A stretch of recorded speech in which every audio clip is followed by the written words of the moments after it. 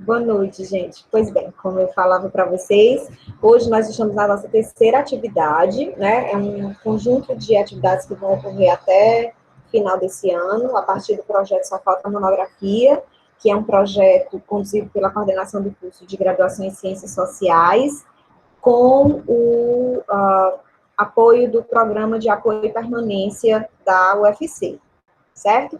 Então, esse é um programa que a gente destinou para os nossos estudantes, mas considerando que é um tema muito sensível, que muita gente está envolvida e que a pesquisa é algo que perpassa a trajetória da gente em vários momentos da vida, né? Seja para fazer a monografia, para tentar uma seleção, para escrever dissertação, tese, a gente preferiu fazer um modelo que também, e principalmente por essa condição aqui, né, de ser remoto, de ser nesse processo, a gente achou que tinha a potencialidade de abrir para mais pessoas que tivessem interesse também nas oficinas que a gente vai divulgando, né? Então, hoje a gente tem o prazer de receber o professor Williams Lopes. O professor Williams é meu colega no Departamento de Ciências Sociais, é doutor em Sociologia, né? Ele é professor tanto do curso de graduação em Ciências Sociais, quanto do mestrado profissional em Ensino de Sociologia, né? É um estudioso dos temas relativos a turismo, classicamente, mas agora também tem avançado nas discussões sobre currículo, ciências sociais, então é um colega de muita versatilidade e muita capacidade de se aventurar também nos novos temas. Então, é um prazer muito grande quando eu tive com o tema de hoje a partir de um trabalho de um orientando dele, e aí eu pedi que ele viesse partilhar com a gente essas estratégias para a produção do estado da arte, que é uma parte muito importante do trabalho da gente, né, e fazer um bom estado da arte, conseguir recuperar um conjunto interessantes de trabalhos que nos dão fundamentação teórica, que nos ajudam a pensar estratégias também para fazer a pesquisa, é algo que a gente entende que é muito importante e que ajuda muito a gente nesse percurso. Então, quero dar boa noite a todas e todos vocês, quero dar boa noite ao Williams, e eu queria só pedir licencinha a vocês, que eu vou ficar alguns momentos com a câmera desligada, porque eu estou nesses dias com enxaqueca, e a minha médica disse que diminuir as luzes poderia ajudar um pouco, mas eu estou aqui, qualquer coisa vocês podem falar comigo quando eu não estiver com a câmera ligada, mas eu estou aqui do ladinho de vocês. Grata, Williams, boa noite, seja bem-vindo. Obrigado, Mona Lisa, pela apresentação. Eu quero dar uma boa noite a todos e todas que estão aqui, dizer que é um prazer. Eu fiquei muito feliz quando recebi o convite da Mona Lisa para falar para pessoas que estão defendendo, que estão nesse processo de elaboração da monografia, né? E assim, eu quero parabenizar pelo projeto, né? A ideia ela é genial em dar esse apoio aos estudantes que estão nessa fase final de elaboração, que é um momento em que muitas vezes eles já não estão fazendo mais disciplinas, estão um pouco distantes do próprio departamento. Hoje nós todos estamos, né, estamos distantes, mas quero dizer que é uma ideia genial esse projeto. E eu fiquei muito feliz de receber esse convite e de poder hoje, nessa noite, contribuir com vocês. Tá bom? Eu vou dar início à minha apresentação, vou compartilhar aqui a tela. Como vocês já devem saber, quando nós compartilhamos a tela, nós não conseguimos ver ninguém, né? Então, caso alguém queira se manifestar, é só ligar o microfone e me perguntar que eu paro um pouco a apresentação. Ou então, melhor, né? Eu vou realizando a apresentação e em alguns momentos eu paro e pergunto se alguém quer fazer algum questionamento, tem alguma dúvida, quer voltar em alguma tela, tá? Eu preparei aqui alguns slides, eu vou compartilhar a tela inteira, até mesmo porque nós vamos navegar um pouco aqui em algumas plataformas. Alguns rostos aqui eu não conheço, outros, né, são meus orientandos, então saúdo mais uma vez a todos que estão aqui, tá certo? Eu acredito que já deve estar aparecendo aí para vocês. Tá sim, Williams. Está aparecendo a tela do Meet. Pronto, agora está aparecendo os slides. Pronto. Então, a nossa oficina de hoje é sobre o estado da arte, do tema de pesquisa, como vamos fazer esse estado da arte. Antes de poder explicar o como fazer, eu gostaria de comentar um pouco com vocês sobre o que é esse estado da arte.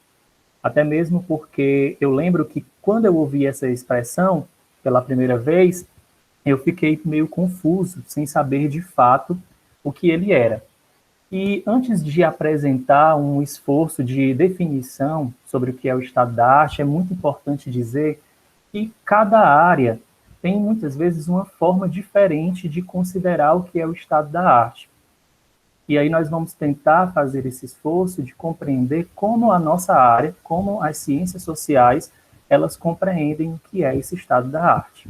Não sei se vocês já ouviram essa expressão, né? Mas muitas vezes as pessoas elas até confundem com outras expressões que são comuns, que aparecem em editais de projetos ou até mesmo na normatização dos trabalhos acadêmicos.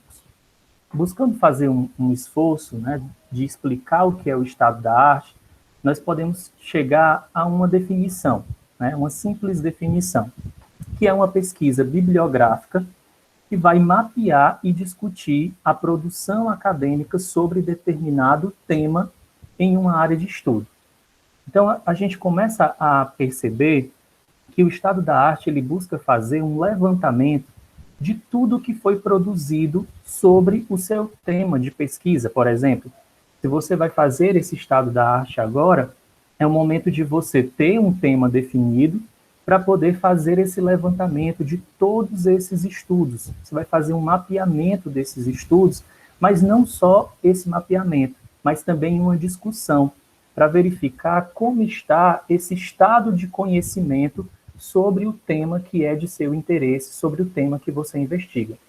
Como eu disse, muitas vezes as áreas elas compreendem de forma diferente. Então, às vezes a gente tem uma ideia, será que estado da arte é uma revisão de literatura? Será que estado da arte é o mesmo que referencial teórico? Será que é o mesmo que quadro teórico ou revisão sistemática? Eu acredito que durante a apresentação nós vamos descobrir se, quando falamos de estado da arte, estamos falando, por exemplo, de referencial teórico ou não. Então, assim, existem denominações diferentes, mas que muitas vezes elas são em estado da arte, elas querem dizer a mesma coisa, e em outros momentos não. É totalmente diferente. Oi, Monami. Williams, me permita só esclarecer que eu vou dizer ao final que a nossa próxima oficina é sobretudo sobre isso, os tipos de revisão bibliográfica. E aí eu acho que já foi pensada também assim, para dialogar com isso que você estaria apresentando para a gente, né? Tá bom? Então, só para todo mundo ficar certo de que nós voltaremos a esse debate que o Williams colocou aqui para a gente. Ótimo. Então, assim, o que eu vou apresentar hoje já vai ter um link com essa próxima oficina, e é até mesmo bom, né, estar aproveitando esses momentos para que vocês estejam fazendo esses levantamentos, estejam fazendo essas revisões. Hoje eu vou explicar um pouco de como fazer esse levantamento, e vai ser legal ter essa oficina posterior, porque vocês vão fazer aí a própria revisão mesmo, de fato, do material que foi levantado, que foi pesquisado por vocês. Então, de modo geral, quando nós falamos de estado da arte, nós estamos dizendo do que já existe sobre o nosso tema de pesquisa, sobre a produção, sobre pesquisas, sobre o que já foi publicado sobre esse tema. Por que fazer um estado da arte? É uma pergunta que a gente tem que também se responder. Nos últimos anos tem crescido, né, tem aumentado o número de produções acadêmicas e científicas. Cada vez mais os órgãos de fomento, eles investem em muitas dessas pesquisas e, ao mesmo tempo, há uma política de divulgação desses trabalhos. Então, muitas instituições, revistas, têm criado sites para divulgar esses trabalhos. E isso conta até como um critério de avaliação, por exemplo, para essa instituição.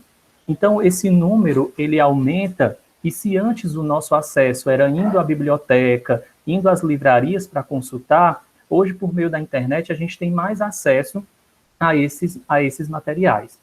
Além disso, existem critérios na pesquisa científica que eles são muito importantes. Um deles vocês com certeza já ouviram falar, que é a relevância. Normalmente, você tem que se perguntar se o seu tema, se o seu objeto de estudo, ele tem uma relevância. E o que é essa relevância? Se ele é importante para a sociedade, se ele é importante para o seu campo, para a sua área de estudo. E o estado da arte, ele ajuda a compreender a relevância do seu trabalho. Qual é essa relevância? Muitas vezes a gente se preocupa achando assim, meu trabalho ele não é relevante. Mas, na verdade, depende do olhar que você dá a esse trabalho. Muitas vezes, esses trabalhos, eles têm sim uma relevância, você só precisa enxergar. E o estado da arte, ele vai ajudar nesse sentido. Além disso, um outro critério da pesquisa científica, que muitas vezes nos assusta, é a originalidade. Então, se pede que os trabalhos, eles sejam originais. E, ao mesmo tempo, a originalidade a gente tem que compreender que é meio que um mito. Não existe, de fato, uma originalidade absoluta. Na verdade, essa originalidade ela depende muito de como você enxerga esse trabalho e qual é a contribuição que ele traz. Então, nunca pense que você vai fazer uma pesquisa que é original absolutamente. Normalmente, a sua pesquisa ela já tem relação com outras, e aí você vai trazer uma contribuição, e é importante que você tenha claro qual é essa contribuição. Por meio do estado da arte, você percebe as contribuições que outros pesquisadores já deram e assim consegue enxergar qual é a contribuição que o seu trabalho ele pode dar. Ao mesmo tempo, também tem a questão do financiamento. Hoje, a CAPES, o CNPq, são instituições que eles financiam trabalhos que tenham algum tipo de impacto e consigam atender às demandas da sociedade. Então, você precisa ter bem claro qual é essa relevância, qual é a originalidade, a contribuição do teu trabalho, para que você possa dizer isso, né? E fazer com que os seus projetos, seja em programas de pós-graduação ou em alguma instituição, eles possam ser financiados, eles possam ser aprovados. Além de toda essa importância que eu estou ressaltando aqui do estado da arte, você precisa se perguntar, né? Você pode me perguntar, professor, mas qual é a importância para mim nesse momento que estou aqui no projeto Só Falta a Monografia? Quando você faz um levantamento de trabalhos, daquilo que já foi produzido sobre o seu tema de pesquisa, você vai ter acesso a teorias, a conceitos, a categorias que são da sua área de conhecimento. E lá no seu texto de monografia, é importante que o aluno ele consiga dialogar, ele consiga discutir com teorias, com conceitos e categorias da sua área de conhecimento. Eu acho que é uma das coisas que nós, como professores, avaliamos muito quando estamos numa banca examinadora.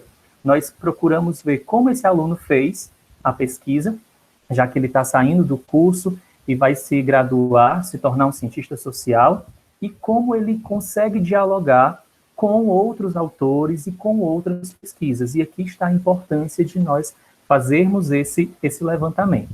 Então, de fato, o que é o estado da arte? É tudo aquilo que foi produzido, por quem foi produzido, quando foi produzido e como também foi produzido.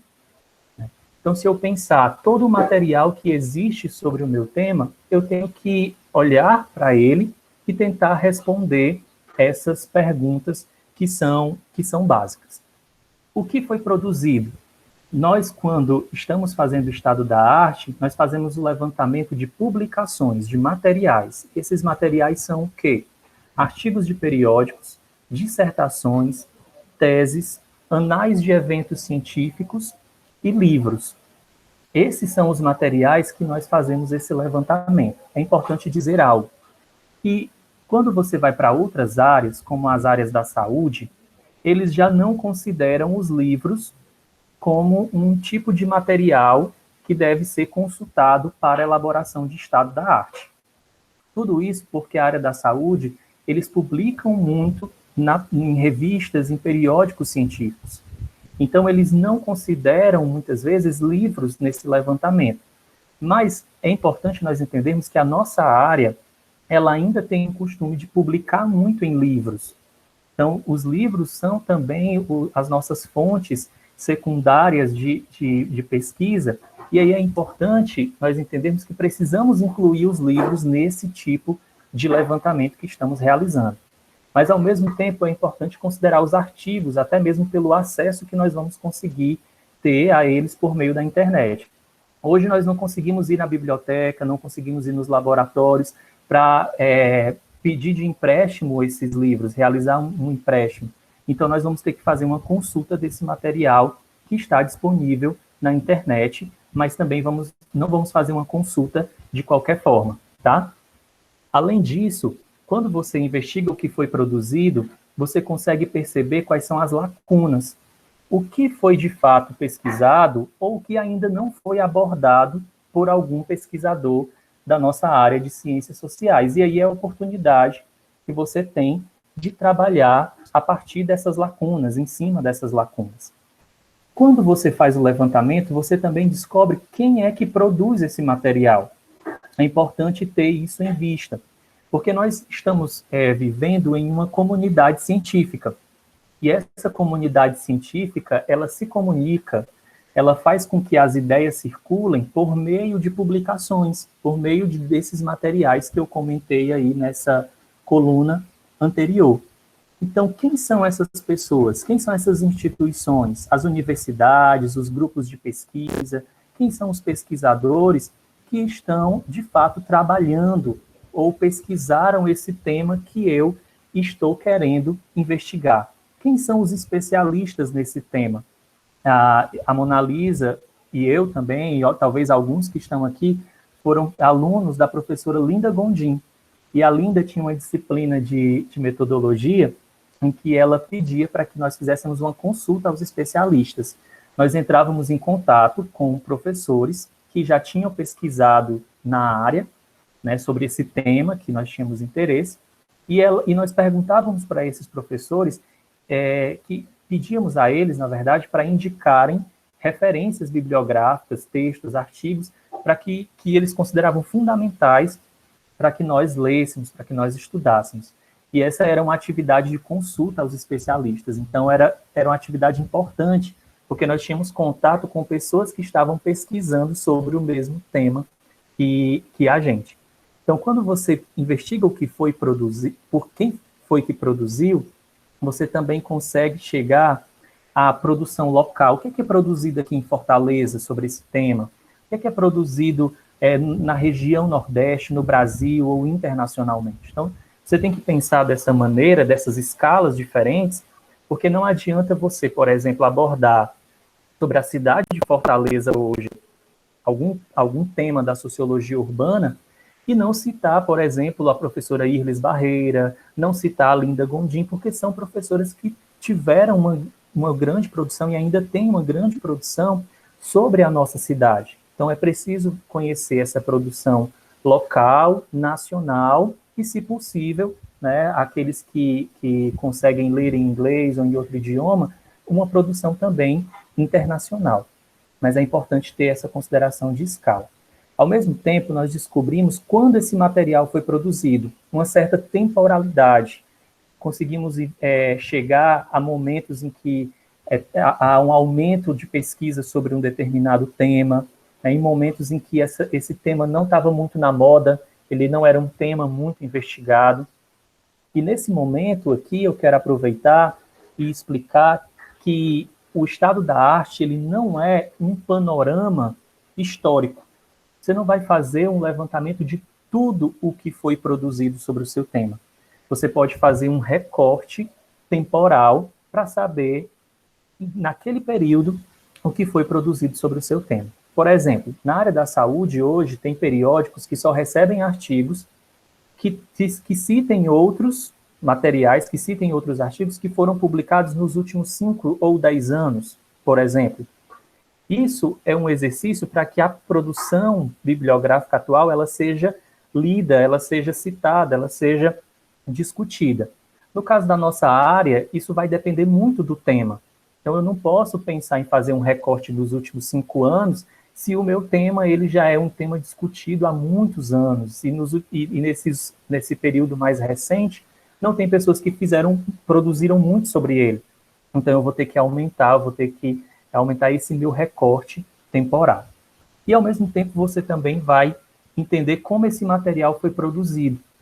Você vai fazer esse levantamento meio que quantitativo de materiais, mas também é importante fazer uma discussão sobre esses materiais, fazer uma leitura, né, uma análise desses textos, desses artigos, para compreender quais são as abordagens teóricas e metodológicas, quais são as linhas de pesquisa, as tendências que nós conseguimos investigar e entender, perceber ali, as ênfases que esses autores eles dão. Quando você sistematiza esse material, você começa a pensar, olha, esses pesquisadores, eles investigam o mesmo tema, eles têm o mesmo interesse e eles fazem isso dessa forma. Eu quero fazer desse mesmo jeito, só que aqui em Fortaleza, aqui no Ceará, eu quero fazer de um modo diferente, tem uma lacuna aqui e eu quero meio que suprir essa lacuna. Então, o estado da arte, ele procura, de modo geral, responder a essas perguntas. Existem também formas de você usar o estado da arte que você elaborou. O estado da arte, ele pode te ajudar a delimitar o tema de pesquisa. Muitas vezes o tema ele ainda está muito geral e você precisa fazer um recorte mais específico. Então, ele vai te ajudar na delimitação desse tema. Ao mesmo tempo, você pode descobrir qual é a relevância social, né, qual é a demanda da sociedade que você está respondendo, mas também qual é a relevância acadêmica, qual é a lacuna que existe nos estudos que você pode contribuir com a sua pesquisa. Ele também te ajuda a elaborar uma justificativa, você consegue justificar e dizer assim, olha, o meu tema é importante de ser pesquisado por isso, por aquilo, de acordo com esse estado da arte. Ao mesmo tempo, ele vai proporcionar a você uma melhor definição do teu referencial teórico. Eu percebi aqui no início, né, que tinham alguns alunos do Profsócio. E aí, no Profsócio, você precisa entregar um material onde tem lá estado da arte e tem um referencial teórico. E muitas vezes as pessoas, elas confundem, né? Será que não é a mesma coisa? Quais são as diferenças entre estado da arte e referencial teórico? Enquanto o estado da arte é esse levantamento sobre o que foi produzido sobre o seu tema, o referencial teórico são aqueles autores e aquelas obras que você descobriu, aquela partezinha aqui desse estado da arte que você descobriu e que você vai se utilizar para o seu tema de pesquisa, para a sua abordagem teórica, para a sua abordagem metodológica. Então, o referencial teórico é uma escolha que você vai fazer a partir desse estado da arte que foi elaborado. Então, a gente consegue perceber aí já uma diferença, né, de que não se tratam da mesma coisa, mas a gente já consegue perceber essa diferença entre estado da arte e referencial teórico. Ao mesmo tempo, tem pessoas que aproveitam esse levantamento que elas realizaram, fazem uma revisão sistemática, ou seja, elas analisam todo esse material, sistematizam as ideias, e aí é importante dizer, não é resumo, tá? Revisão sistemática não é um resumo que aí você coloca em cada parágrafo falando sobre um autor. Não, você sistematiza essas ideias, você coteja, você percebe semelhanças, diferenças, aproximações, distâncias que possam existir, e aí tem pessoas que elaboram um artigo científico, que é aquele chamado artigo de revisão sobre um determinado tema. Esse tipo de material ele é muito interessante, porque quando você vai fazer uma pesquisa, você já encontra ali várias ideias sistematizadas, você não precisa ainda ir fazer esse levantamento, você já pode se aproveitar desse material que foi elaborado e fazer a sua pesquisa. Ao mesmo tempo, também, tem pessoas que se utilizam para escrever capítulos da monografia, da dissertação e da tese. Mas é importante também fazer uma observação. Você não pode fazer da sua monografia algo bem enquadrado, assim, esse é o capítulo teórico, aí você só discute teoria nesse capítulo. E esse é o capítulo que eu fiz a pesquisa de campo. Não, essas duas coisas, elas precisam dialogar. Você precisa sair costurando essas ideias, pensando no seu objeto e indo para a teoria, que são lentes que vão te ajudar a enxergar melhor, a perceber perceber coisas que você ainda não tinha percebido, tá bom? Então, essas são as formas de usar esse estado da arte. Antes de entrar na ideia do como fazer, eu queria perguntar se alguém tem alguma dúvida, se alguém tem alguma questão, né? Se manifeste aí pelo chat não, que eu não estou conseguindo ver, mas você pode ligar o microfone e falar. William, está me ouvindo? Uhum. A Ana Beatriz pergunta assim para ti. Então, ela não usa tudo que ela elabora no estado da arte, mas ela usa tudo que levanta como referencial teórico. Ela está te perguntando, é isso? Na sua monografia, Ana Beatriz, é importante, quando você fala referencial teórico, é tudo que você utiliza naquele texto. Realmente, de fato, é o que você falou. Normalmente, a gente faz um estado da arte, e esse estado da arte ele vai nos ajudar a fazer escolhas. Então, você pode deixar de lado alguns autores e pensar, são esses aqui que eu vou trabalhar. São esses autores, são esses conceitos e são essas obras que me ajudam. E isso vai ser, sim, o seu referencial teórico. Isso é uma escolha difícil, mas é muito importante, porque muitas vezes os alunos podem querer usar tudo, querem usar todos os autores no seu trabalho. E aí é importante que você comece a dar um enfoque melhor. Então, você vai fazer a escolha de autores, de obras, de conceitos, de categorias, né, que vão ser o seu referencial teórico. Espero ter respondido. Mais alguma pergunta? Por hora não, Williams. Por hora é só essa, até agora. Tá ótimo. Obrigado aí, Mona Lisa, pela assistência.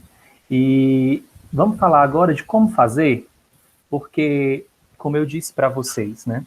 Antes, nós tínhamos o recurso de ir à biblioteca, de ir à livraria, e até mesmo de consultar especialistas, né? A gente pode fazer isso por e-mail hoje, sim, mas às vezes é difícil ter acesso a um livro de fato. E hoje, os recursos mais recentes, eles são pesquisados na internet. Só que essa pesquisa na internet, ela não pode ser feita de uma forma aleatória. Você, imagine perguntando para você, né, como você pesquisou como você fez esse levantamento bibliográfico, essa pesquisa bibliográfica para a sua monografia. E você dizendo, não, eu pesquisei na internet. Então, assim, a internet é meio que um mundo hoje. E a gente precisa ter essa compreensão de que a nossa busca também na internet, ela precisa ser uma busca sistematizada. Então, para fazer um estado da arte e te ajudar na escolha do referencial teórico, existem bases de dados, existem hoje plataformas que indexam vários periódicos, várias revistas. E quando você faz uma busca nessas plataformas, elas te levam a artigos, elas te levam a toda uma produção bibliográfica sobre aquele tema. Então, nesse momento aqui do como fazer, eu vou mostrar plataformas, mas também vou dar dicas de como você pode ir refinando, filtrando esse material que você pesquisou. Aqui está na tela de vocês uma plataforma que é muito conhecida, mas que muitas vezes os alunos fazem a pesquisa só no Google. Eles não fazem a pesquisa no Google escolar, né? No Google acadêmico. Então, é importante que, quando for fazer a pesquisa, seja feita no Google acadêmico.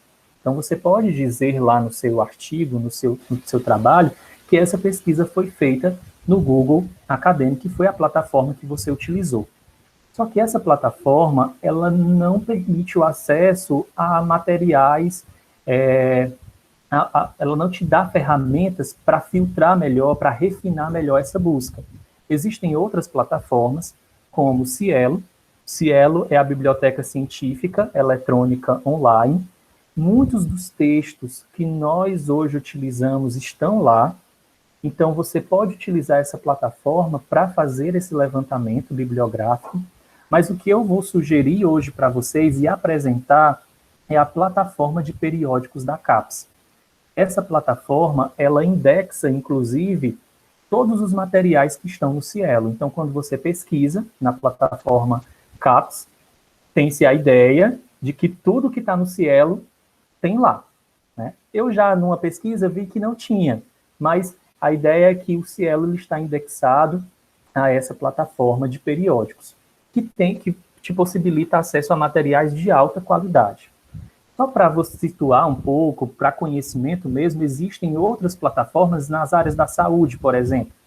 PubMed é uma dessas livrarias, né, da medicina, dessas bibliotecas da área de biomedicina, que tem disponível na internet. A Lilacs também é uma dessas plataformas que tem periódicos, revistas científicas de mais de 21 países.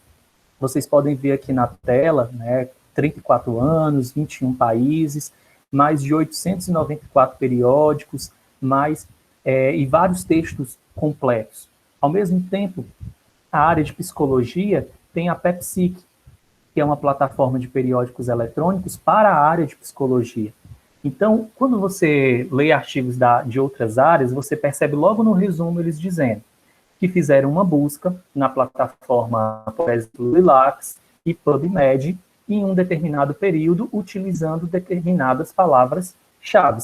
E esse foi o levantamento que ele fez, essa foi meio que uma abordagem também metodológica que eles utilizaram nesses trabalhos. Além dessas plataformas, nós temos o catálogo de teses e dissertações da CAPES, onde você pode ter acesso específico a esses materiais. Eu lembro muito de um catálogo, eu tentei encontrar aqui em casa, mas não achei, que a professora Sulamita elaborou. Aquele catálogo, ele tem resumos que você pode se utilizar para conhecer a produção local do seu tema de pesquisa. Você pode, inclusive, colocar lá na sua monografia que consultou esse catálogo e buscou trabalhos que pudessem te ajudar a dialogar no seu tema, lá nesse catálogo que a professora Sulamita elaborou, e já tem uma segunda edição em comemoração ao curso, né, aos 50 anos. Aqui nós temos também o repositório institucional da UFC, onde você encontra também dissertações, teses, artigos científicos, comunicações que foram feitas em eventos, em congressos, de professores, alunos da UFC, você encontra nessa plataforma. E ela pode também ser um lugar de pesquisa, de levantamento de materiais. Outro lugar interessante que eu indico para vocês é o chamado Boletim Bibliográfico da ANPOX, né, a Revista Brasileira de Informação Bibliográfica em Ciências Sociais. Eu não sei se vocês sabem, mas é interessante essas descobertas, que essa revista ela é só de artigos, né, de revisão bibliográfica. Então, imaginem que hoje tem uma revista na nossa área, e essa revista ela tem vários artigos só de estados da arte, só de revisões bibliográficas sobre o nosso tema. Essa é uma descoberta, é um achado muito interessante para quem está iniciando uma pesquisa e está precisando afunilar, está precisando delimitar melhor o seu tema. Para fazer também o estado da arte, nós podemos fazer esse levantamento diretamente em revistas científicas. Aqui eu coloquei para prestigiar a revista do nosso departamento, a revista de Ciências Sociais. Então, imaginem que vocês desejam fazer um levantamento sobre um tema e já conhecem revistas de ciências sociais. E aí você faz esse levantamento já diretamente nos sites de cada revista. Mas é claro que a plataforma CAPES, ela é mais abrangente pelo fato de que as revistas, normalmente, elas já estão indexadas a essa plataforma. Então, quando você busca um artigo lá, você já encontra artigos que estão nessas outras revistas. Vocês conhecem revistas científicas da área de ciências sociais? Eu quero até estimular, infelizmente eu não estou conseguindo ver, mas digitem aí, coloquem no site, no chat, nomes de revistas da nossa área de ciências sociais para que as pessoas elas possam ter conhecimento de que existem várias revistas da nossa área e que nós podemos fazer pesquisas diretamente nos sites específicos desses periódicos, tá bom? É aí apenas para a gente poder interagir um pouco. Eu vou apresentar hoje para vocês, como eu disse, essa plataforma, que é o portal de periódicos da CAPES. Esse portal ele tem tanto conteúdo gratuito, como ele disponibiliza para quem está vinculado a uma instituição credenciada, ele disponibiliza conteúdos que são pagos. Então, imaginem aquele artigo que muitas vezes você faz a busca no Google e quando está chegando lá na hora de baixar, ele diz que aquele artigo ele é pago, ele custa $9, ele custa $18, custa um determinado valor, e aí você não consegue ter acesso. Se você fizer essa busca pelo portal de periódicos da CAPES, provavelmente ele vai estar lá disponível para você, porque você é aluno da UFC, você é professor ou você é servidor da UFC. A plataforma de periódicos da CAPES, ela tem artigos que foram revisados por outros professores. Ela costuma congregar e indexar periódicos que são revisados por outros professores e que são reconhecidos, né? São de instituições que estão credenciadas na chamada RPN, que é a Rede Nacional de Pesquisa. Então, eu vou mostrar para vocês aqui um pouco de como é que funciona esse acesso, né, a esse conteúdo que é pago no próprio site da plataforma CAPES. Eu vou me direcionar aqui para o site da plataforma, vou colocar aqui, ó, digitar desde o início, tá bom? Eu acredito que vocês estão vendo. Eu vou digitar plataforma de periódicos da CAPES no Google, normal, como se estivesse fazendo uma busca. E aqui nesse site, www.periodicos.capes.gov.br, eu vou clicar. Vamos ver o que é que vai acontecer. Logo quando você tenta acessar, diz que você está acessando um conteúdo gratuito do portal. O conteúdo assinado, ele só está disponível para aqueles que estão acessando de um computador que tem o domínio da UFC. O que é que isso quer dizer? Se você estivesse fazendo a pesquisa lá do laboratório do LEPEC, de um computador do LEPEC, de um computador da biblioteca, de qualquer computador da UFC, não apareceria essa mensagem. Mas como eu estou fazendo uma busca do computador da minha casa, aparece essa mensagem de que eu só tenho acesso a um conteúdo que é gratuito, que é livre. Só que, tanto agora na pandemia, como antes mesmo, eu já conheço já de bastante tempo, nós conseguimos configurar o nosso notebook, o nosso computador, para que ele acesse essa plataforma como se fosse de um computador da UFC. Nós configuramos o proxy do nosso computador para que ele tenha um tipo de domínio da UFC. E aí, quando nós tentamos acessar esse site, vai reconhecer que é um computador da UFC, e aí nós vamos conseguir ter esse acesso. Não é nada ilegal, o próprio site da biblioteca, ele nos ensina a fazer esse procedimento, mas não é aqui, não dá para ser feito pelo Google Chrome, tem que ser no Mozilla, tá bom? Eu vou ensinar o modo mais fácil, e caso vocês tenham dificuldade, eu posso mostrar esse modo de configuração pelo Mozilla. Então, eu vou fechar aqui, tá bom?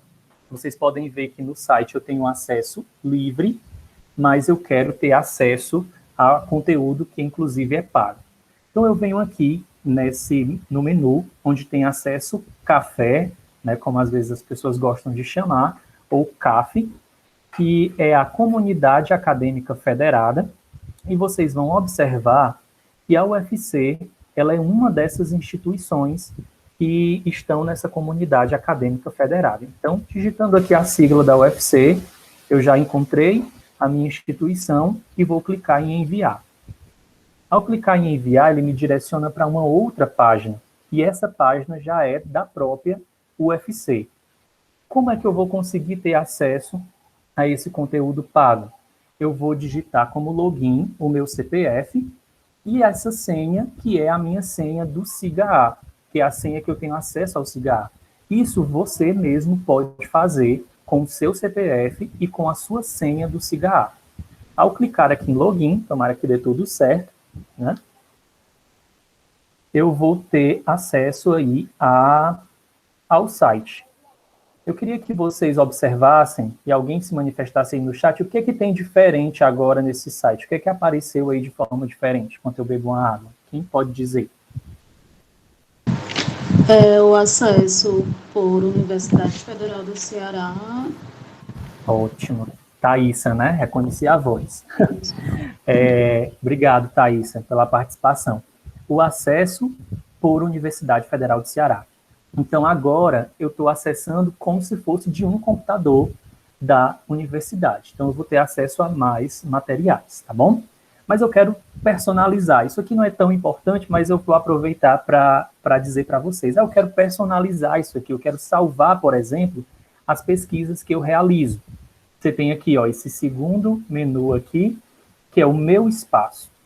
Você clica em meu espaço, e no meu espaço, ele vai te dar a oportunidade de fazer um cadastro, né? Como eu já tenho esse cadastro, eu criei um outro login e uma senha, e digitei aqui, já tá salvo no meu computador, e vou clicar em enviar. É bem simples o processo, é como se fosse um cadastro em um perfil de uma rede social. Você faz esse cadastro e já cria o login e a senha notificada no seu e-mail. Vou clicar aqui em enviar, e vocês vão observar logo aqui no cabeçalho, nessa parte inicial do site, que agora ele está personalizado, né? Seja bem-vindo, e aí tem meu nome aqui, de forma que agora as buscas que eu realizo, se eu desejar, eu posso salvar, tá bom? Então, essa é a plataforma que nós vamos trabalhar hoje. Eu espero que vocês tenham compreendido essa questão do acesso. Para acessar como se fosse um computador da UFC, né, e ter acesso a materiais que são pagos, eu venho aqui em acesso café, e para personalizar essas minhas buscas, essa minha pesquisa, eu faço um cadastro aqui no meu espaço. Alguma dúvida até aqui? Professor, só para confirmar, a senha, você botou a senha do SIGA? Isso, o login é o seu CPF e a senha é a sua senha do SIGA. Tá. Né? E aí, ao digitar, ele já te direciona para essa parte do acesso, né, por universidade. Depois você faz o cadastro para personalizar as suas pesquisas, as suas buscas. Mais alguma pergunta? É interessante? Podem se manifestar, tá? Eu vou só falando aqui enquanto eu dou tempo para vocês. É interessante porque hoje, né, por meios digitais, a gente também precisa ter esses momentos assim, tutoriais para facilitar. Então, hoje não é só chegar e dar aula, né, e ter um encontro com os estudantes, a gente também precisa ensinar, utilizar as ferramentas tecnológicas. Por isso que eu estou apresentando para vocês. Então, vamos continuar, tá certo? Após definir qual é a plataforma, poderia ser o Google Acadêmico, poderia ser a Cielo, mas nós escolhemos hoje a CAPES, a plataforma de periódicos da CAPES. E aí nós podemos fazer essa busca de várias maneiras. Podemos fazer por assunto, por periódico, buscar livros, ou buscar já uma base de dados. Mas eu estou imaginando aqui que muitas vezes nós não conhecemos bases de dados. Nós ainda não sabemos os livros. Vamos imaginar que a nossa pesquisa ela ainda está muito geral, e, na verdade, eu quero fazer esse estado da arte para afunilar, para delimitar melhor o meu tema de pesquisa. Então, eu vou fazer uma busca já por assunto. Há 2 anos atrás, eu ainda estava no meu processo de elaboração da tese de doutorado, e aí eu resolvi, de uma hora para outra, fazer um levantamento. Já tinha passado algum tempo, né, e aí eu disse, não, vou fazer um levantamento aqui na plataforma CAPES, de todos os artigos, né, que foram produzidos sobre sociologia e turismo. Eu observei que não se tinha uma produção grande, né, de sociologia do turismo, e aí eu queria investigar como isso se expressava, se manifestava nos artigos científicos. Eu excluí dissertações, teses, e o meu foco eram os artigos, porque os artigos, eles são muito... As pessoas têm acesso hoje a eles na internet, um acesso maior do que esses outros materiais. Eu estava partindo desse pressuposto. Então, eu fiz esse levantamento há 2 anos atrás. Então, eu cheguei aqui nessa plataforma e eu pensei o seguinte, quais são as palavras, eu estou querendo investigar esse tema ainda que é muito geral. Então, eu coloquei aqui, na busca por assunto, sociologia e turismo. Ele me sugere colocar os termos em inglês, para que o alcance ele seja maior. Já está aqui digitado, já foi salvo. Eu digitei sociologia e turismo, em inglês, e cliquei em enviar. Vamos ver o que acontece. Isso aqui já está fazendo parte do processo de levantamento de materiais para o nosso estado da arte. Ao fazer a busca por assunto, ele me deu um resultado de 26.945 materiais, publicações, tá? Então, assim, é impensável analisar todo esse material. E aí nós podemos já, né, depois de definir quais são os descritores ou as palavras-chave, as minhas duas palavras-chave ou descritores foram sociologia e turismo. É importante você saber quais são as palavras que você vai utilizar para fazer essa busca. Não adianta colocar uma frase, tem que ser palavras que você considera chave para a investigação do seu tema. Na nossa área eu não tenho conhecimento, mas, por exemplo, na área de saúde, tem um site da biblioteca virtual que é o DEX. São os descritores de ciências da saúde. Então, para fazer a busca, já tem descritores definidos para que esses pesquisadores façam a busca. No nosso caso, a gente vai pelo nosso tema de pesquisa, e aí coloca lá essas palavras-chave. E é importante você anotar isso. Anotar o dia que você está fazendo a pesquisa e anotar quais foram as palavras que você utilizou. Então, eu já poderia estar aqui escrevendo que hoje, dia 5/8, eu estou fazendo uma pesquisa na plataforma CAPES e utilizei como descritores sociologia e turismo em inglês. E me deu esse resultado aqui enorme. Mas tem uma forma de refinar, é a primeira fase de refinamento. Periódicos revisados por pares. Eu vou clicar aqui em periódicos revisados por pares, porque já é um número menor, já é um número de 25.274. O que são periódicos revisados por pares? São artigos científicos que passaram por pareceristas, ou seja, ele foi lido por alguém e essa pessoa legitimou esse artigo e disse: é científico, é da nossa área, pode publicar. Esse artigo faz uma boa discussão, ele tem uma ótima metodologia, pode publicar. Esses são os periódicos, as revistas, né, que são revisadas por pares. Após definir esse periódicos revisados por pares, eu tenho aqui uma coluna onde eu posso refinar mais essa minha busca. Tipos de recurso, artigos, resenhas, atas de congresso. Lembra que eu defini que eu queria somente os artigos científicos? Então eu vou excluir todos os outros. Eu vou clicar somente em artigos. E aí ele está aqui fazendo o refinamento e logo aparece aqui em cima, ó, refinado por artigos e periódicos revisados por pares. Em seguida eu quero refinar mais. Digamos que eu quero definir que não é de 1930 até 2020, eu quero definir que seja de 2010 até 2020. Então, eu defino um período, e eu vou anotando, tá? Não esqueçam de anotar. Refinei que era de 2010 a 2020. Esse número já diminuiu para 13.726. Mas eu vou olhando aqui, por coleções eu não conheço, né? Então, por título de periódico também não. Vou definir o idioma, porque eu não vou ler em inglês. Eu quero ler os artigos que estão em português. E eu vou clicar aqui em português, no idioma português, e faço essa anotação já da minha busca. Percebam que eu tenho um número de 254 artigos. Para o meu objetivo, que é uma sociologia do turismo, é um número alto, mas é um número que eu estou imaginando encontrar porque não está refinada essa minha busca. Não está bem delimitada essa minha busca, né? E aqui vocês podem perceber que vem a lista de todos os artigos, né? Os títulos, normalmente eles vêm em inglês, mas o artigo está em português, ou o resumo está em português. Ocorrem erros também, tá? Então, às vezes você abre o artigo e percebe que ele não é artigo, ele é uma resenha. Aí você precisa excluir, né, da sua amostra. Você abre um artigo e percebe que o resumo está em português, mas o texto na íntegra está em inglês, então eu excluo também. Mas esse primeiro refinamento que você faz é esse que está aqui, de definir que são periódicos revisados por pares, do idioma português, apenas artigos que foram publicados entre 2010 e 2020. Eu estou fazendo um estado da arte de pesquisas recentes sobre sociologia do turismo. Mas digamos que eu quero pesquisar, na verdade, são artigos que tratam sobre sociologia, turismo e favela, certo? Existem estudos que estão avaliando essa questão da favela turística. Eu tenho uma professora que eu conheço que ela faz esse tipo de pesquisa. Então, eu vou refinar mais essa minha busca. Vou clicar aqui e vamos ver o que acontece.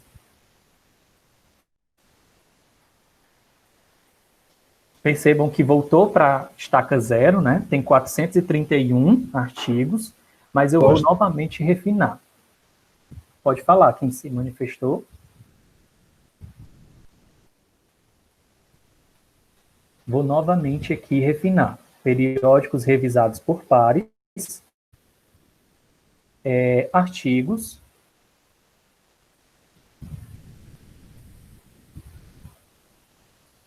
vamos lá, ano, não vou colocar o ano por enquanto, porque como o meu tema já está bem delimitado, então não vou definir que seja dos últimos anos, vou deixar ainda aqui, vamos ver o que aqui acontece. Vou colocar aqui português, olha como o que eu já observei, que o número em português é bem reduzido, então acho que isso vai diminuir bastante. Coloquei aqui em português. Ao colocar em português, nem precisou colocar o período, eu só tive 4 resultados, 4 artigos que trabalham sociologia, turismo e favela. Então, eu não preciso nem colocar o período, porque aqui mesmo eu já consigo observar que esse é de 2010, e esse aqui é de 2016, e assim sucessivamente. Percebam que quando a gente tem um tema mais delimitado, a gente consegue alcançar um número mais possível de analisar artigos. Não adianta pensar em 500 artigos e você não conseguir analisar. Como é que você tem acesso a esse artigo? Você vai clicar aqui logo no título. Vamos ver o que acontece. Ele diz que eu não consigo acessar esse site, né? Erros acontecem, está tudo previsto, tá? Aqui no meu script. Pode acontecer isso, mas você tem a referência da revista. A revista é a Sociedade e Estado, do ano de 2010, então eu posso ir buscar já diretamente no site da revista. Vamos ver se esse outro aqui aparece?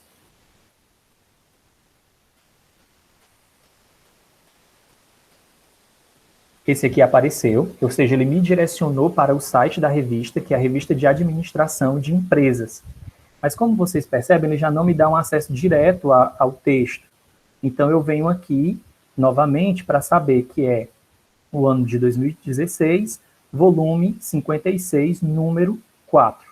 Então eu vou aqui na revista, nesse menu onde tem anteriores, que são as revistas anteriores, e aí eu encontro todas as revistas, é a revista de 2016, volume 50, alguma coisa, 56, número 4. Então, eu clico aqui na revista, ele já me dá acesso a essa revista, vou clicar aqui novamente na imagem, e aí eu vou conseguir procurar pelo título qual é o artigo. Governança transnacional e os trilhos urbanos, resistência da sociedade civil a mega-eventos no Rio de Janeiro. E aqui eu já tenho acesso em PDF ao texto.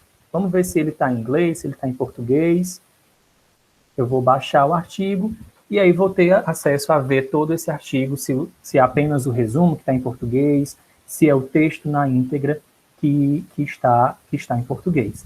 Então, essa é uma forma de busca. E aí, como o tempo está passando, eu vou mostrar aqui para vocês o que foi que eu fiz em 2017. Em 2017, eu fiz uma busca de sociologia e turismo. E olha que interessante. Eu utilizei do Excel para salvar informações sobre todos esses arquivos. Então, eu coloquei aqui uma coluna com o título, outra com os autores, a filiação desses autores, se estava lá informado, o periódico, ou seja, a revista que publicou esse artigo, o ano, coloquei um resumo aqui, eu posso ler aqui em cima, né? O resumo, as palavras-chave. Inicialmente eu fiz isso. É um trabalho enorme, né? Mas é um estado da arte que precisa de um esforço, porque eu só coloquei 2 palavras, sociologia e turismo. Depois que eu fiz isso, eu comecei a ler título, resumo e palavras-chave. Eu fiz a leitura só disso, por enquanto. Eu não fui analisar os artigos na íntegra, total. Eu fui lendo o título, o resumo e as palavras-chave. E fui criando meio que um tipo de parecer sobre o que é que trata esse texto. A ideia é que o resumo ele já aborde isso. Por isso a importância de fazer um bom resumo. Um bom resumo ele tem que ter uma apresentação, objetivos, resultados, isso aí já é uma outra oficina. Mas é importante que você faça um bom resumo, porque é um respeito que você tem ao seu leitor. Porque ele não vai precisar ler o seu artigo completo, ele vai ler o resumo, que é uma apresentação inicial, e ele vai decidir se vai ler o seu texto ou não. Então, é importante uma elaboração de um bom resumo. Então, a partir desse tipo aqui de metodologia, eu fui criando um parecer e fui anotando aqui quais eram as impressões, de uma forma bem geral. E depois, analisando somente esses pareceres que eu escrevi sobre cada artigo, por exemplo, esse aqui eu já excluí, então, nesse segundo refinamento, ainda há exclusão de artigos, e esses aqui eu fui colocando, olha, trata sobre turistas estrangeiros no Brasil, esse aqui aborda roteiros turísticos, esse aqui o foco é o crescimento do setor do turismo. Eu fui criando categorias.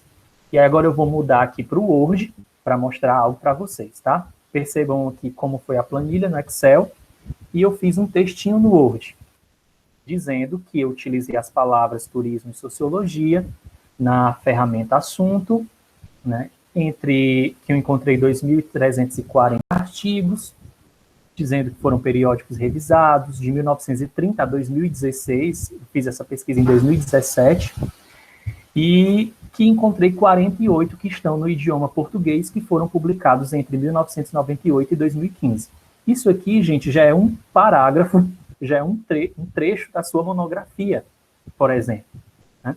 Então, eu fui lendo, refinando mais, criando categorias. Isso aqui é uma tabela que eu coloquei no Word para imprimir, e eu quero mostrar aqui a parte final para vocês de como eu criei essas categorias. Percebam que eu ainda excluí 14, porque não abordavam sobre turismo, ou porque estavam escritos em outro idioma, e eu fui criando categorias. Por exemplo, artigos que abordam turismo religioso, o número 1. Artigos que abordam turismo rural, o 23, o 26, o 34, o 37. Artigos que tinham meu interesse do meu doutorado, que é a transformação dos lugares em destinos turísticos e os efeitos disso, o artigo 2, 3, 5, 10, 17, 48. E todos esses PDFs eu já tinha salvo em uma pasta, todos eles numerados e por título. Dá trabalho? Dá. Mas você não sabe o que é o desespero de, na reta final da sua monografia, você procurar uma referência bibliográfica, saber de onde é aquela ideia e você não saber de onde você tirou aquela ideia. Então, é melhor esse trabalho de todo esse levantamento inicial, né, isso aqui valida mais a sua apresentação na sua pesquisa, do que o desespero de estar procurando a referência no Google de onde foi que foi abordado, de fato, esse tema. Então, aqui, gente, depois desse levantamento, eu só estudei esses artigos aqui que eram do meu interesse. Eu não estava abordando turismo sexual, nem turismo e tradição, nem turismo e carnaval. Mas imaginem se eu quisesse fazer hoje, que é o que eu pretendo fazer, um artigo só sobre o estado da arte de estudo sobre turismo. Primeiro, eu preciso atualizar, né, porque essa pesquisa foi feita até 2016. Então, eu já posso produzir um artigo só com base nesse material que eu fiz o levantamento. Tá certo? Alguma dúvida? Professor, eu tenho uma. Porque lá no site, quando você vai botando as palavras descritoras, né? Quantas palavras, no máximo, pode colocar? Normalmente, as pessoas colocam até 3 palavras. Até 3 palavras, porque os descritores, eles são palavras, né, às vezes são conceitos, já são categorias, são palavras assim, guarda-chuva, que te possibilita acesso a vários temas. Então, não é interessante usar termos tão específicos inicialmente. É bom você começar com termos mais gerais e depois você vai afunilando, né, vai delimitando melhor, chegando a termos mais específicos. Williams, eu fiz um teste aqui agora, que eu fiz Hum, das minhas discussões, né? Eu coloquei enquadramento interpretativo, que é um conceito teórico-metodológico que eu uso para analisar as campanhas eleitorais. Eu coloquei enquadramento interpretativo, que é um conceito, e campanhas eleitorais, que eu queria saber se tinha alguém que estava fazendo esse mesmo movimento analítico. Não aham, funciona muito, que é só um pouco disso que você está falando, né? Porque, como tem muito mais de campanhas eleitorais, então aparece tudo de campanhas eleitorais e quase nada de enquadramento interpretativo. Então, uhum. corroborando um pouco isso que o William está dizendo, se for conceito, talvez seja melhor colocar só o conceito, né, ou só a perspectiva, para você ver como é que os trabalhos têm usado ou mobilizado aquele conceito.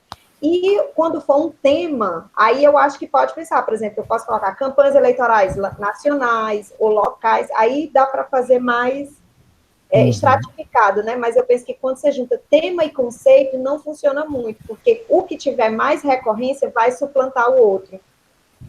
Imagina, Mona Lisa, você fazendo esse. Imagina que você não tivesse conhecimento disso e fazendo todo um trabalho, né? E aí você pensando assim, a maior parte dos textos são de campanhas eleitorais, de fato, né? E realmente o seu enfoque é o enquadramento interpretativo. Então, assim, a dica que a Mona Lisa está dando é muito importante. Quanto mais abrangente é o termo, se fosse só sociologia, seria de todas as áreas. Né? Se eu quero, por exemplo, hoje só de turismo sexual, então eu já posso colocar isso de uma forma mais específica e ele vai me dando esses resultados. São testes que você mesmo vai ter que ir fazendo, assim como a Mona Lisa já fez.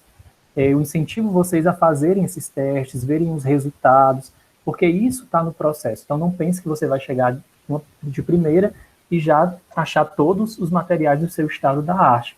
Vá fazendo busca, vá fazendo experimentações, mas principalmente anotem todas as buscas que vocês estão fazendo, porque às vezes ela é a que você queria e você, sem querer, perdeu algum tipo de informação.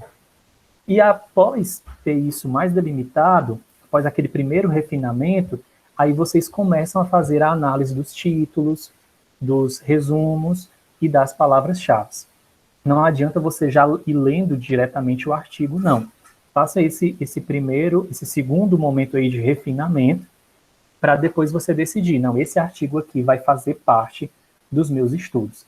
Percebam que de todo esse levantamento aqui, o que mais me interessava naquele momento eram 6 artigos.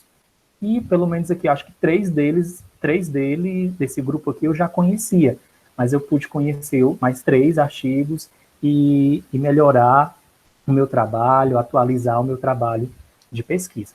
Tá certo? Eu vou voltar aqui para os slides. Se alguém tiver alguma dúvida, pode se manifestar, tá bom?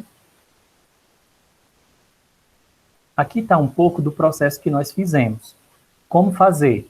Definir uma base de dados, e após definir essa base de dados, pode ser 1, 2 ou 3 bases de dados, dependendo do material que você vai encontrando, você vai definir quais são os seus descritores e as suas palavras-chave. Você vai colocar esses descritores lá na caixa seletora de busca, e após isso você vai definir quais são os critérios de inclusão e exclusão. Isso às vezes não é muito comum de aparecer nos trabalhos, mas na plataforma Brasil, quando você submete para o comitê de ética, eles perguntam quais são os critérios de inclusão, quais são os critérios de exclusão do seu trabalho. Então você vai definir quais são esses critérios. E aqui está uma espécie de quadro sobre como é esse refinamento. Né? Eu coloquei aqui como primeiro momento aquilo que nós fizemos, que foi escolher periódicos revisados por pares, definir o tipo de publicação, o período e o idioma. Um segundo momento é o momento em que eu fui analisar títulos, resumos e palavras-chave. E um terceiro momento, já, né, é um momento já está bem mais avançado, é onde eu analiso o artigo na íntegra. Então, isso faz parte desse processo de refinamento, de critérios de inclusão e exclusão, tá bom? Então, você sabe quantos artigos você encontrou, quantos foram excluídos e por que foram excluídos. Excluídos não são deletados do seu computador, tá bom? Você salva lá numa pasta artigos excluídos, porque você pode precisar posteriormente deles. Eu dou a dica de que vocês façam fichas desses artigos. vocês podem fazer fichamentos desses artigos. É claro que só falta a monografia, professor, então não dá tempo ficar fazendo ficha disso. Mas, para outros contextos, para outros momentos, vocês podem fazer fichas desses artigos. Eu sugiro que numa ficha de artigo, eu costumo pedir assim, fichamentos, por exemplo, dos alunos, eu só peço fichamento dessa forma, porque eu não acredito nesses fichamentos que são só com citação, por exemplo. Então, a ficha de artigo eu peço logo de início, para que ele coloque a referência bibliográfica. Isso é muito importante, porque, como eu disse, imagina que você está procurando a referência e você não sabe de onde tirou essa ideia. Então, primeiro tópico, referência bibliográfica. Segundo tópico, citações. Ou seja, trechos que você tira do texto de forma original e coloca lá nessa ficha, entre aspas, assim como vocês já fazem nos fichamentos, colocando inclusive o número de página. E depois, comentários. Eu comento em cada citação, ou eu comento, por exemplo, no final, o que é que aquele texto ele pode me ajudar. Eu lembro que quando chega na reta final de dissertação, de monografia, de tese, você não lembra o que é que tem naquele texto, assim, você tem uma ideia geral do que tem naquele texto, mas você pensa assim, peraí, que parte daquele texto pode me ajudar? Eu não sei. Se eu tiver riscado, se eu tiver marcado, tudo bem. Mas essas fichas, elas vão te ajudar nisso, porque você já sabe quais são os trechos principais e aí você não precisa ler o texto novamente. Uma dica muito importante, não é todo tipo de citação, não. Procura aquela citação que tem o objetivo do texto. Essa citação tem que ser a primeira do seu fichamento, porque ela tem o objetivo ali declarado do autor. Procura os argumentos, faz notas dos autores que ele citou, para você também poder ler esses autores e utilizar. E faz comentários, faça tabelas, utilize cores. Quando eu cheguei na reta final do meu doutorado, eu tinha aqui um PDF mais recente, que eu não tenho mais hoje, mas ele tinha 4 cores de marca-texto, né, no PDF. E aí eu pensei o seguinte, a minha tese, eu imaginei o seguinte, a minha tese, ela vai ter 4 capítulos. Eu pensei cada capítulo como uma monografia. Imagina aí, né, o desafio hoje é fazer uma monografia e daqui a alguns anos vocês vão estar fazendo uma tese, e pode ser 2 monografias juntas, 3, né, eu interpretei dessa forma. E aí eu ia lendo os textos e eu ia marcando. Amarelo vai me ajudar no capítulo 1. Verde me ajuda no capítulo 2. Roxo no 3. Azul, sei lá, no 4.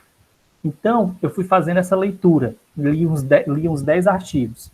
E aí depois, eu ia olhando artigo por artigo e agora eu vou trabalhar o capítulo 1. Então, tudo que estava marcado de amarelo, eu sabia que era importante para o capítulo 1, para discutir com aqueles dados que eu ia trabalhar no capítulo 1.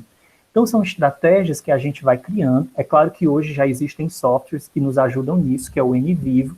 Em breve, já faço a divulgação de uma oficina que o LEPEC vai falar sobre o uso do NVivo, que é interessante para os alunos conhecerem esses softwares de análise qualitativa. Imagina que você clica lá e vem tudo que você marcou de amarelo em um único documento, com todas as referências, que você não vai precisar ter todo esse trabalho. Então, eu sugiro esse tipo de ficha que elas vão ajudar vocês no futuro.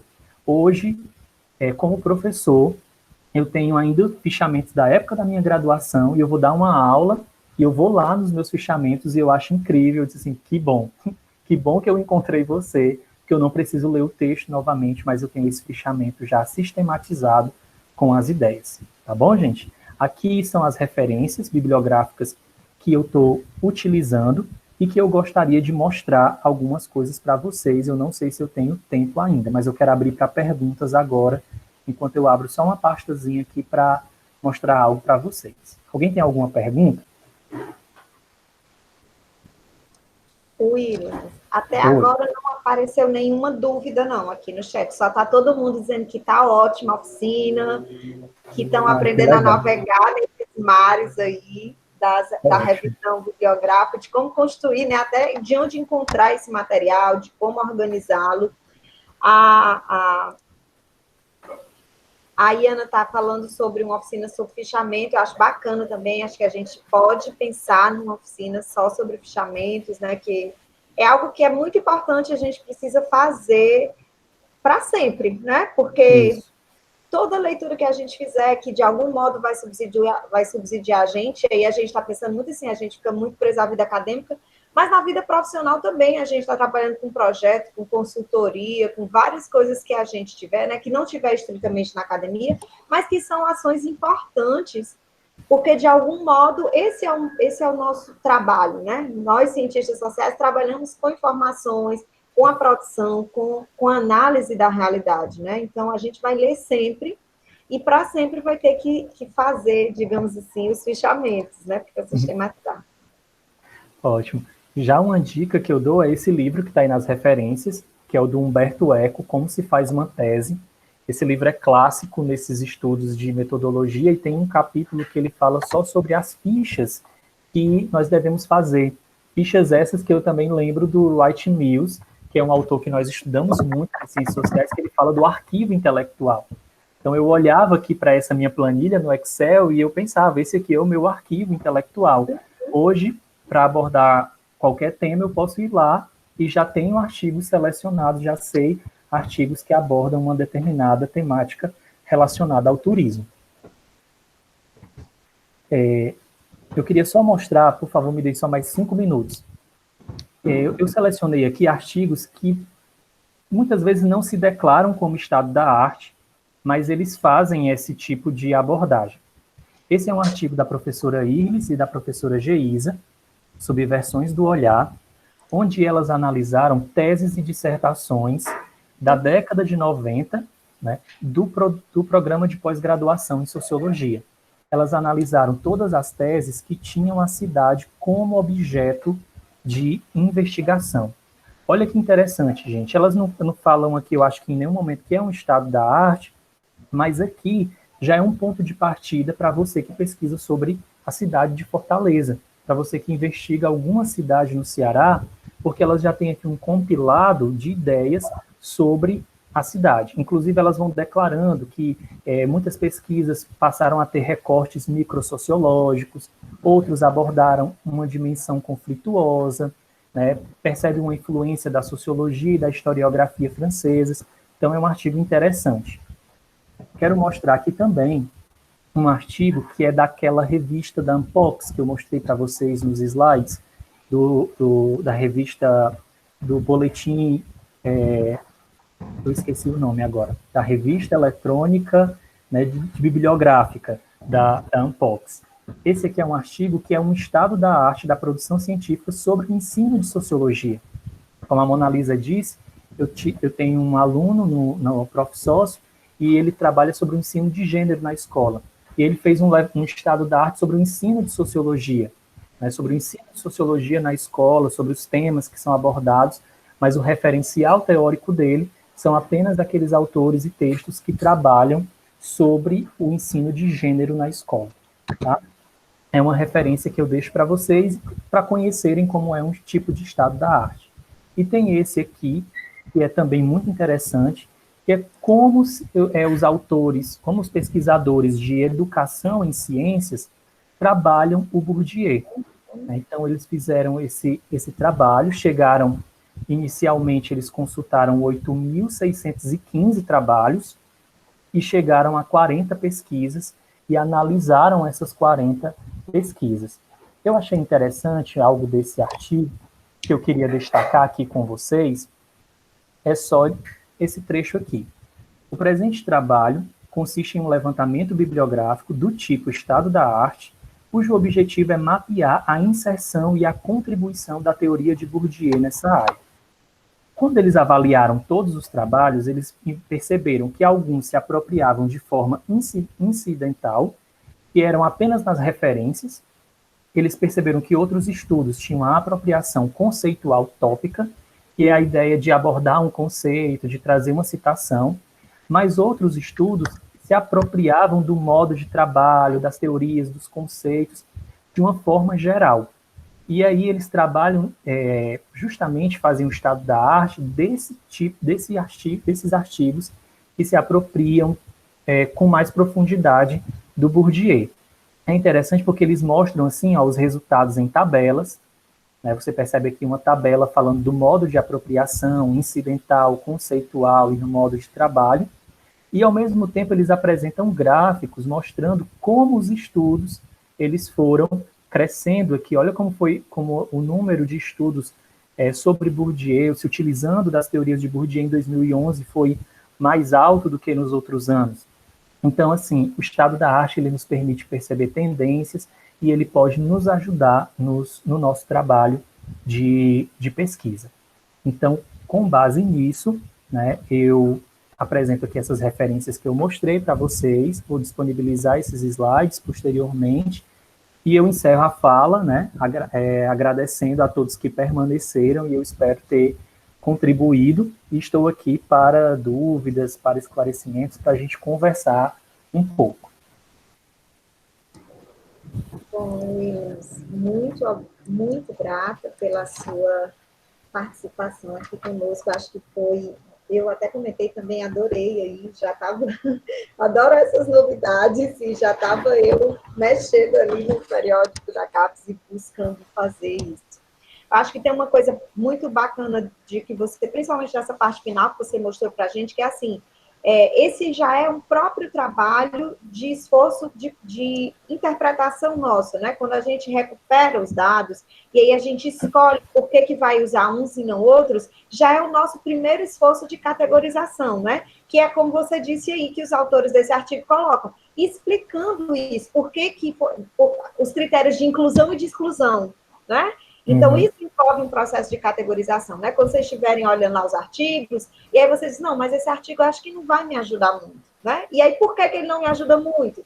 Né? Então, escreve, por isso, por isso, por isso. Então, pensar nisso, critérios de inclusão e de exclusão. Esses critérios de inclusão e de exclusão, quando vocês fazem esse diagnóstico do estado da arte, ele é um aspecto importante, inclusive, dessa parte metodológica que vocês vão expor, né? Que tipo de como produziram esse estado da arte, qual é o caráter, como o Williams mostrou. Faz uma categorização dos artigos, mas também faz uma categorização dos seus critérios de inclusão e de exclusão, né? Então, por que determinados vão entrar e outros não? Então, acho que essa oficina é bacana, porque ela tem uma dimensão prática, né, onde a gente tem esse horizonte prático de fazer, e isso eu acho que é muito bom na nossa área, e pesquisa é também isso, né, tem uma discussão teórico-metodológica mais geral, mas pesquisa é muito fazer, né, muito realizar, a gente não realiza no vazio, mas se não realizar, enfim, a gente fica sempre nesse instante. Então, estratégias de escrita, estratégias de análise, estratégias de coleta de dados, são sempre muito importantes para que a gente venha a viabilizar a pesquisa, que parece, às vezes, essa coisa tão distante ou tão difícil de ser feita, né? Eu acho que o projeto tem tentado contribuir muito com isso, com desmistificar essa coisa da pesquisa ou do produzir o trabalho de pesquisa como algo difícil. E, na verdade, não é fácil, não é simples, mas é algo que, se a gente trabalha, se a gente tem estratégia, se a gente demanda um tempo, vai se tornando algo que a gente incorpora, né? E aí, como o Williams me lembrou, o atimismo, enfim, desenvolver um hábitos mesmo de pesquisador, né? Envolve organização. Isso foi uma das coisas mais difíceis para mim, porque eu não conseguia fazer essas coisas de organizar, de ser certinha, e eram as coisas espalhadas. Aí depois eu tive que entender que algumas estratégias funcionavam para mim de organização, e aí eu fui organizando. E também, à medida que você vai se tornando mais maduro na pesquisa, você também vai conseguindo entender como é que é melhor para você se organizar e tudo, né? A Helena veio aqui e disse assim, não tem uma receita universal, realmente as nossas oficinas são para dar contribuições, para abrir caminhos, como vocês disseram, né? Acho que não me lembro quem foi, que falou que era como se quando abria a página, Williams, era como se estivesse no mar aberto dos artigos, milhões de artigos. E agora, com a sua oficina, estava aprendendo a nadar. Então, você já consegue enfrentar e desbravar esse mar. Então, acho que foi a Ana Beatriz. Eu acho que é muito... É isso, né? Para isso que o projeto existe, eu acho que é isso que é muito bom. E é isso, assim, né? Eu mesma aqui aprendi muitas e muitas coisas hoje. Gente, alguém tem alguma dúvida para tirar com o Williams? Quer fazer algum questionamento? ele está aberto para nos esclarecer, essa não é uma boa palavra, mas enfim, para nos elucidar muitas coisas e sobre esse tema, né? E aí vamos fazer valer, como eu disse a vocês, que valeria muitíssimo a pena a oficina de hoje, e eu acho que já está mais do que comprovado, né?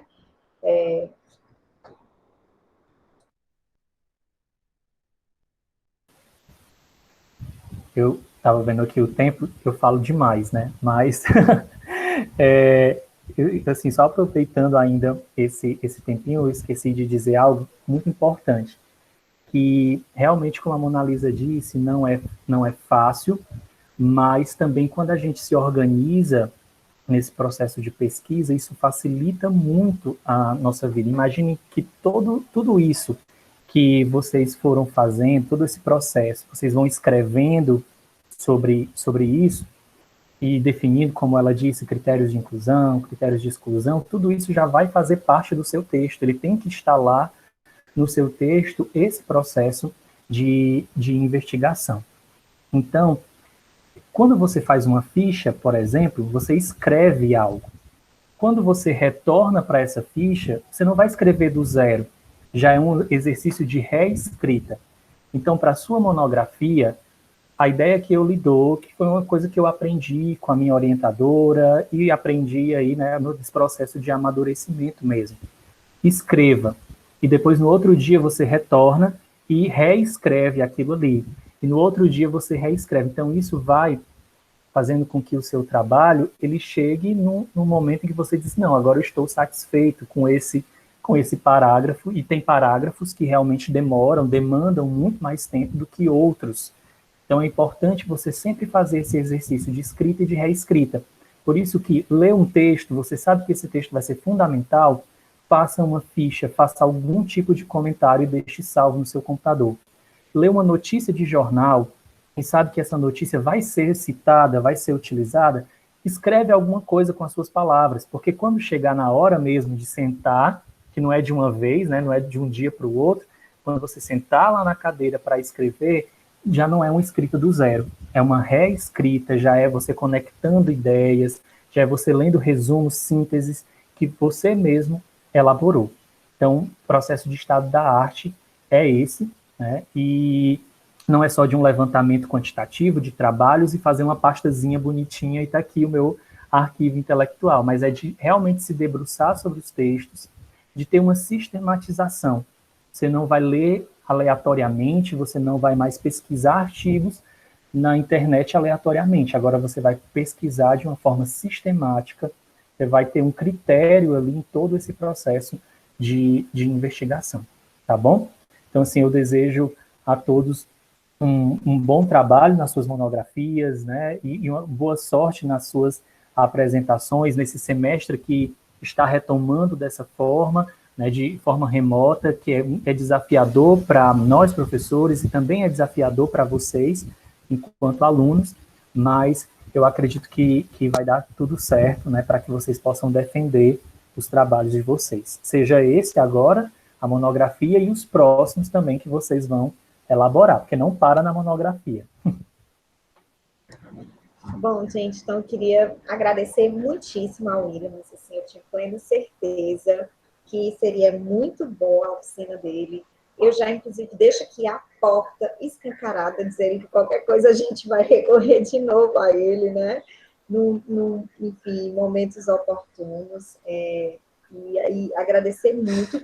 Antes da gente finalizar, eu quero lembrar vocês que a nossa próxima oficina é com a professora Gabriela Bezerra. A professora Gabriela é professora na Federal Rural de Pernambuco, e ela vai nos dar uma oficina sobre, o título da oficina é Produzir e Organizar o Conhecimento, os tipos de revisão bibliográfica, né? Então, ela vai falar um pouco isso que o William falou, revisão sistemática, enfim, vai apresentar todo esse caminho para a gente, tá bom? Então, esse também como fazer, né? Dar exemplos. E, assim, vou discutir um pouco com a equipe do projeto, porque como teve esse retorno, eu estou em dúvida um pouco sobre esse horário e os dias, porque pode chocar, às vezes, com disciplinas que os alunos estão cursando, né? Do curso noturno, especialmente. Então, a gente teria um pouco esse dilema aí do horário, mas A gente vai divulgar com a maior brevidade do mundo nas redes, né? A divulgação da próxima reunião. E aí, no dia, a gente divulga o link do Meet. De antemão, estão todos e todas convidados a participar, né? Já que a gente fez esse movimento delas ficarem juntas, essas duas oficinas, a do Williams e a da Gabriela, justamente porque elas permitem esse diálogo, né? Então, vocês vão testar aí durante esses dias fazer a pesquisa lá na plataforma da CAPES, vocês depois podem tentar no banco de dados da UFC, enfim, acho que vocês podem percorrer aí, né?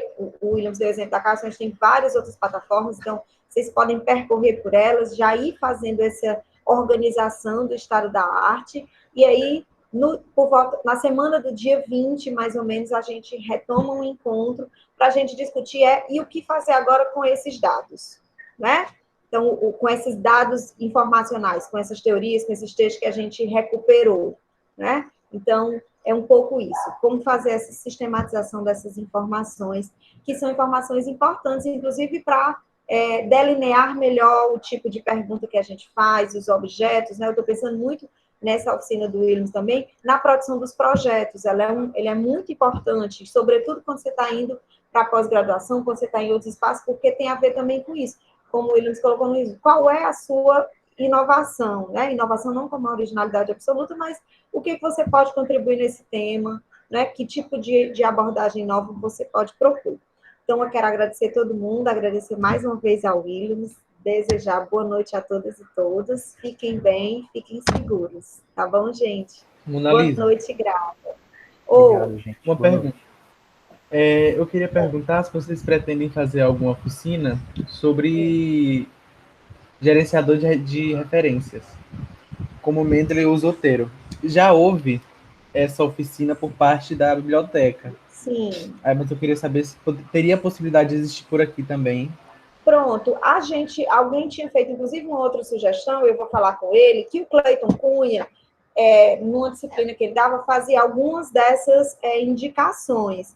Eu vou ver com ele se ele toparia participar aqui com a gente, se ele teria disponibilidade. Se não, eu posso tentar ver alguém que saiba, né, fazer, e, enfim, possa vir também compartilhar com a gente essa experiência, tá bom, Paulo? Eu vou anotar para buscar, tá bom? Uma possibilidade também seria a divulgação sistemática dos cursos que existem no YouTube sobre isso, inclusive da biblioteca também. Uhum. Sim, eu posso ver com os meninos a Lívia e o Gamarra, de repente a gente fazer um pouco esse compilado e também ficar socializando com vocês essas informações, né? Para ir ajudando, que eu acho que essas coisas do YouTube, enfim, essas informações, elas também são boas, né? O que já tiver pronto e também o que a universidade tiver compartilhando no momento e oferecendo, tá bom? Então, mais uma vez, boa noite a todos e todas. Agradeço muito e até a nossa próxima oficina. Tchau, gente. Boa noite. Tchau, pessoal. Boa noite.